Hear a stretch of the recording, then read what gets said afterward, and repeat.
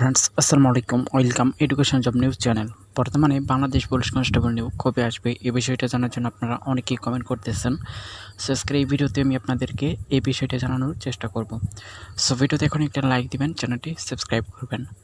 বর্তমানে 2022 সালে Bangladesh police constable নিয়োগটা কিন্তু অলরেডি এই মাসেই শেষ হতে যাচ্ছে।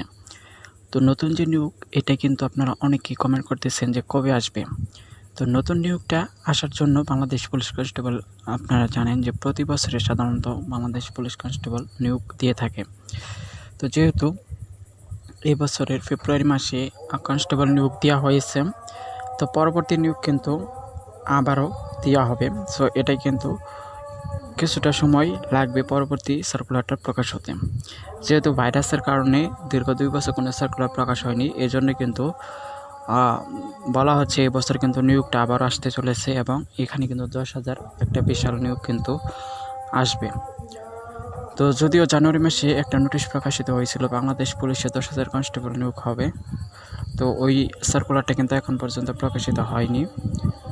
তো আশা করা যাচ্ছে যে জুন থেকে নভেম্বরের মধ্যেই বাংলাদেশ পুলিশ কনস্টেবলের সার্কুলার প্রকাশ হবে।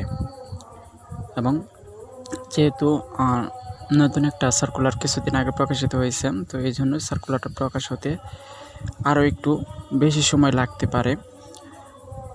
তো যারা কনস্টেবল আবেদন করতে চান, তো হয়তো আপনারা কিছুদিনের মধ্যেই সার্কুলার পেয়ে যাবেন। তো এই জন্য আপনাদের অপেক্ষা করতে হবে। আর যাদের অলরেডি বয়স শেষ হয়ে গিয়েছে, তো তারা কিন্তু আর এবছর অ্যাপ্লিকেশন করতে পারবেন না, কারণ বয়সের ক্ষেত্রে কিন্তু কোনো রকমের বৃদ্ধি করা হবে না। তো বয়সটা কিন্তু আগের মতনই থাকবে। তো বয়সটা যেহেতু বৃদ্ধি করা হবে না, তো এই জন্যই যাদের বয়স শেষ হয়ে গেছে তারা কিন্তু চাইলেও আর কনস্টেবল অ্যাপ্লিকেশন করতে পারবেন না। আশা করি আপনারা বুঝতে পারছেন। তো এছাড়া আপনাদের কোনো প্রশ্ন থাকলে আমাদের ফেসবুক গ্রুপ রয়েছে, ফেসবুক গ্রুপে জয়েন হয়ে নিতে পারেন। তো সেখানে নতুন আপডেটগুলো পেয়ে যাবেন এবং সার্কুলারের ডিটেলসও সেখানে রয়েছে। এবং আমাদের ফেসবুক পেজ রয়েছে, সেই পেজে অবশ্যই লাইক দিয়ে রাখবেন। তো আজকের ভিডিওটা এখানেই শেষ করছি। তো যাওয়ার আগে আপনাদের কোনো প্রশ্ন থাকলে কমেন্ট করতে পারেন, আমি অবশ্যই পরবর্তীতে আপনাদেরকে কমেন্টের আনসার দিয়ে দিব। তো সকলে ভালো থাকুন, সুস্থই থাকুন, আল্লাহ হাফিজ।